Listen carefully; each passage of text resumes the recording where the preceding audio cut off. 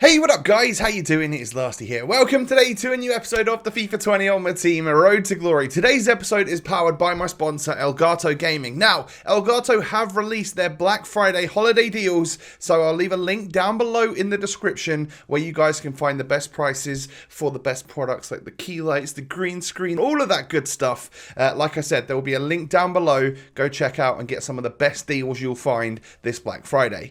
So, getting on into the episode, if you do enjoy, hit me with a thumbs up, subscribe to the channel if you are new around here. Let's go for 2,500 likes on this Sunday. I know you can make that happen, right? Let's go for that.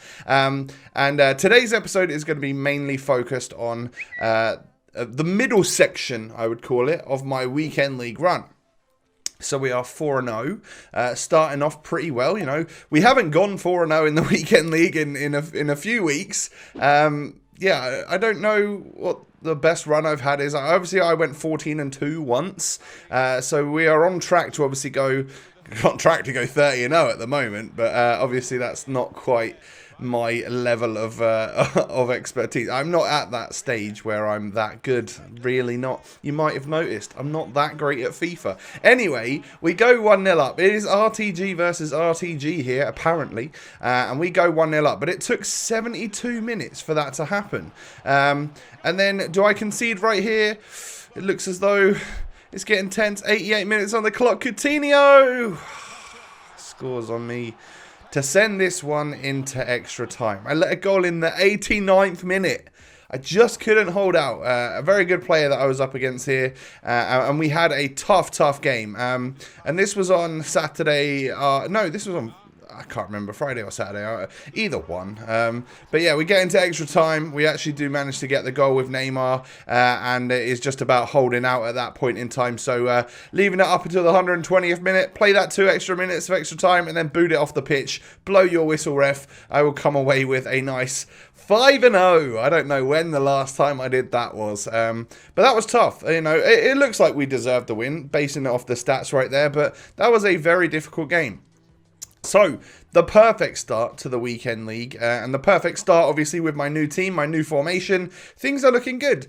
So, we go into a next match, and I would say that this guy's maybe done the baby icon SBC, and he's also got a couple of icons in there. Both were babies, right? Both were baby Schmeichel and baby Gerrard.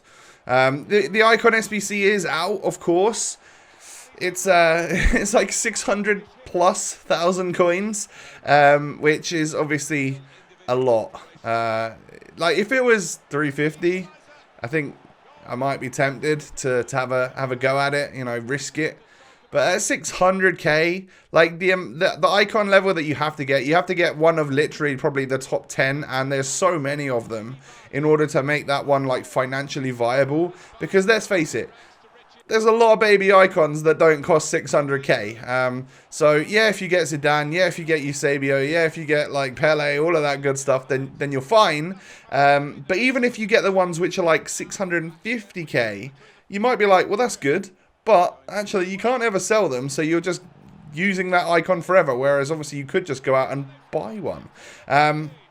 So at this point in time, unless it comes down majorly over the next like couple of weeks, it's out for a good like nearly a month, right? So when Black Friday stuff happens on FUT, you know, if the market crashes like mad, and I'm able to pick the icon, the players up for the icon SBC for, let's say, 450k, maybe. Even then, that's quite a lot. But we'll play it by ear. But at this current price, there is absolutely no chance. Not even for the content that I would go for that icon SBC. Maybe if I had a lot of stuff in my club that I could submit for it. But I don't. I don't have... You know, we put quite a lot of our untradables into Paulinho. And a lot of the untradables that I've got that are relatively high rated are players that I want to keep because they are good first owner, usable players for objectives in the future. So yeah, that's another thing you have to bear in mind this year, is that like that red Lewandowski that you got, you know, maybe it's worth just keeping hold of him. Previously, I'd have submitted him into an SBC just like that, but he is a good Bundesliga striker. He is a player that you could use for a first owner objective. So, you know, those really are the things that you have to think about, and it's part of the reason why I feel like I don't have as much this year to submit into squad building challenges. So I go 1-0 up against this guy, and he equalizes instantly, and he pushes through to get 2-1 up, should I say, to get his second goal with Lucas. Now, that is 2 shots, 2 goals from my opponent, and actually, this is going to be his third shot right here, and look at it, it's just like a first-time weird effort from Son, madness of a goal, to be fair, but yeah, he goes 3-1 up with literally his third shot. So Ter Stegen hasn't saved a single thing yet in this game, and he's supposed to be the best goalie on the game. Anyway, Roberto Carlos tests from a free kick, but it is Garrincha who is there when the ball just drops down from the goalkeeper to pass that one into the back of the net to get me back to 3-2. I wasn't giving up on this game, and as you can see here, we actually do get the equalizer. 38 minutes on the clock, and there has been 6 goals in this game. This was a very, very tough match. I would say that there weren't, as much of a good run as we've been on at the start of this weekend league. I wouldn't say there's been any games that have been like super, super easy. Maybe the first couple where I got a lot of rage quits. But like after you get past 5 games in the weekend league, I feel like it's just the levels are just crazy. I am coming up against people that I would consider my level time and time and time and time again. It's like the casuals, the complete and utter casuals have completely and utterly dropped off. So we're 90 minutes in, and my goalkeeper has saved 0 of the 4 shots that have been put at him in this game. So 4 all it is into extra time. And I tell you what, Griezmann is a big game player. I've mentioned it a lot lately, but yeah, he scored for me right there. And then look what he does right here. I think I knock it back to him, and I hit this ridiculous finesse. That's like a FIFA 19 finesse goal, but I think that one only goes in because I green time it. But once again, he just comes alive in extra time. I don't know what it is, but we love Griezmann. He's turning out to be. He was like one of those untradeable players, which I was like, I guess I've kind of got to use him in my team. I don't think he's that great this year, but lately he's one of those clutch players that I've really, really come to love. Now, Neymar gets through. We are 6-4 up, so it's just time to wrap this one up. 118 minutes on the clock. We were winning that one no matter what, but yeah, like a 7-4 win. Like he literally had 4 shots the entire game, and they were all of the, he scored every single one of them. So that was our 7th win. So we're 7-0. And we move on into the next one. This guy's got a nice squad, though. He's got, like, flashback Paulinho. He's got inform Ben Yedder, a red Alex Telles. Those are some of the players that you've got to watch out for. Of course, Dybala and Eder Militao are quite good as well. But it is those other players that you've just got to watch out for. Now, we finally get through with Neymar here. It's a good save from the goalkeeper, but Thiago Silva wipes me out in the process, giving me a penalty kick after 20 minutes. So I step up with Griezmann because he's got like 99 penalties or something awesome. So hardly put any power on it, and I just about change the direction from left to right, and the goalkeeper goes one way, I go the other. And that, my friends, is going to be 1-0. And then look at this. Roberto Carlos powering forward into the box, and I just strike it. And that was my favourite goal from this weekend league. It just felt so good to make a surging run with Roberto Carlos, that Brazilian icon, and then for him to just smash it across the goal. It wasn't the best goal we scored, but it was just one. It was my favourite one from this weekend league, that is for sure. So that's 2-0. And then just before half-time, I feel like Eder Militao should be able to get the pass off there back to the goalkeeper, but Ben Yedder's got that luck factor. He always has. He's very good on this game. And my opponent gets the 45th minute cheese goal, but it doesn't matter because 10 minutes into the second half, we run away with Garrincha, scoring our 3-1 goal to get our 2-goal lead back again. And that's where we need to hold it, really, because it's dangerous. Even a 3-goal lead can be dangerous in this game. So, when this happens in the 73rd minute, I'm just like, oh, God, this is going to happen, isn't it? I'm going to literally lose this game. But I was able to hold it out just about. And we win 3-2. And what is that now? 8-0? 8-0, Tom. Who are you? And what have you done with Lasty? Now, I have to put some of these wins down to DH Tex. Obviously a very, very good pro player. Basically, the custom tactics that I'm using in the 4-2-3-1 this weekend are what he shared in his video a little while ago, a week or so ago. So, yeah, like they're working for me. They're pretty basic, I would say, but whatever it is seems to be working, and the 4-2-3-1 is working very well for me. So, yeah, like Big up Tex. He's very good at FIFA. He kind of knows what he's on about, really, doesn't he? So we get 1-0 in this game. Obviously, Garincha's going to make that one 2-0. Even when I time the shot late, it is still obviously going to fly into the back of the net.